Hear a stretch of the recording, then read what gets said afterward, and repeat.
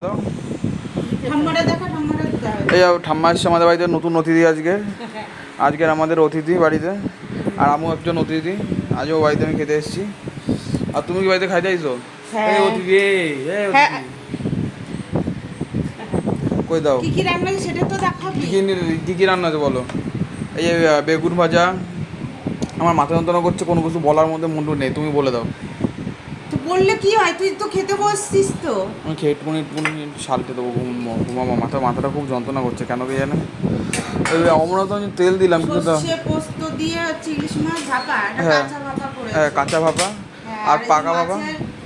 মাছের তেল, বেগুন ভাজা, ইলিশ মাছ ভাজা, হ্যাঁ আমাকেও তাই দিয়েছে। হ্যাঁ আর এটা হচ্ছে কালকের মাছ। হ্যাঁ, কালকের মাছ। মাছ করেছে। আর এই যে ডাল, তাই তো? হ্যাঁ, ডাল না, এটা হচ্ছে কি ঠাম্মা পুঁই শাক নিয়ে আসলো, হ্যাঁ, পুঁই শাক দিয়ে মাছের মাথা দিয়ে করেছে। ঠিক আছে।